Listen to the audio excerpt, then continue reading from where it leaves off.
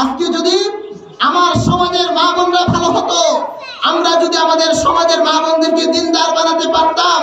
তাদেরকে যদি পর্দায় রাখতে পারতাম, তাদেরকে যদি পর্দার মাহাত্ম্য বোঝাতে পারতাম, তাহলে কোনো পুরুষের লম্পট চরিত্রহীন কোন পুরুষের লোক দৃষ্টি আমার মা বোনদের উপর যদি না পড়তো, তার পেট থেকে যে সন্তান আসতো সেই সন্তান দেশ জাতি এবং ইসলামের জন্য অতন্দ্র প্রহরীর ভূমিকায় কাজ করে যেত। আমরা ব্যর্থ হয়েছি আমাদের মা বোনদেরকে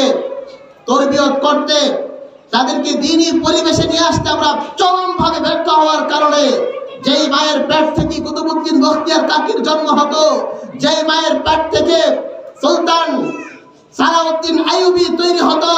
যেই মায়ের পেট থেকে খালিদ বিন ওয়ালিদ তৈরি হওয়ার কথা ছিল, যেই মায়ের পেট থেকে আব্দুল কাদের জিলানী হওয়ার কথা ছিল, যেই মায়ের পেট থেকে বাইজিদ বুস্তামির জন্ম হওয়ার কথা ছিল, সেই মায়ের পেট থেকে এখন কেটু নিজাম তৈরি হয়, যে কিনা প্রকাশ্যে চৌরাস্তায় সাংবাদিক তুহিনকে হত্যা করেছে। কেন? কারণ খবর নিয়ে দেখেন তার মা দিনদার না। সুতরাং আমরা যারা মনে করি সমাজকে পরিবর্তন করে ফেলবো, সমাজ থেকে হত্যা, সন্ত্রাস, চাঁদাবাজ, চুরি, ডাকাতি সবকিছু দূর করে ফেলবো, এই চিন্তা আমরা যারা করি আমি ধন্যবাদ জানাই তাদেরকে। কিন্তু মনে রাখতে হবে, যতদিন পর্যন্ত সমাজের নারীদেরকে ভালো বানাতে না পারবো, যতদিন পর্যন্ত নারীদেরকে পর্দার মধ্যে আনতে না পারবো, যতদিন পর্যন্ত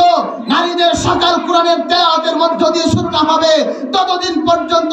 বাংলাদেশের সমাজ ব্যবস্থা সুন্দর হবে না।